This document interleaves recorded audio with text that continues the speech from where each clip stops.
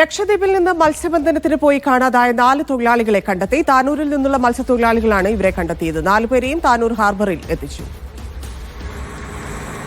ജംഷീർ കൊടിഞ്ഞി ചേരുന്നു. ജംഷീർ, ഇവർ സുരക്ഷിതരാണ് എന്നറിയുന്നതിൽ ആശ്വാസം. എങ്ങനെയാണ് ഇവരെ കണ്ടെത്തിയത്? വിവരങ്ങൾ.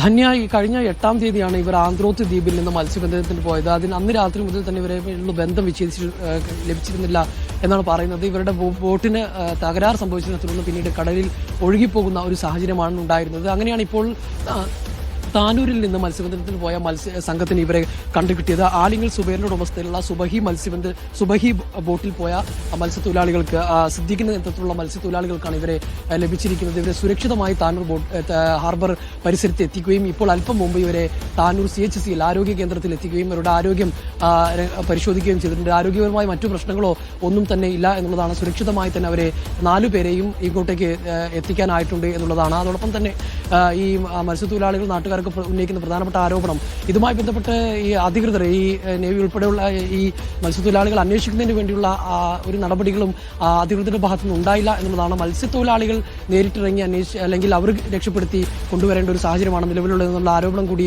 ഉന്നയിക്കുന്നുണ്ട്. ഏതായാലും ഈ താനൂരിൽ നിന്ന് പോയ മത്സ്യത്തൊഴിലാളികളെ സംബന്ധിച്ചിടത്തോളം അവർക്ക് വലിയ നഷ്ടമാണ്. കാരണം അവർ മത്സ്യബന്ധനത്തിന് പോയതായിരുന്നു, അതൊന്നും നടന്നില്ല. പക്ഷേ അതിനപ്പുറത്തേക്ക് വലിയ മാനുഷിക പരിഗണന നൽകിക്കൊണ്ട് അവരെ 4 പേരെയും സുരക്ഷിതമായി ഇങ്ങോട്ട് എത്തിക്കാൻ കഴിഞ്ഞു എന്ന ആത്മസംതൃപ്തിയാണ് ഇപ്പോൾ ആ മത്സ്യത്തൊഴിലാളികളും മുന്നോട്ട് വയ്ക്കുന്നത്. ധന്യ.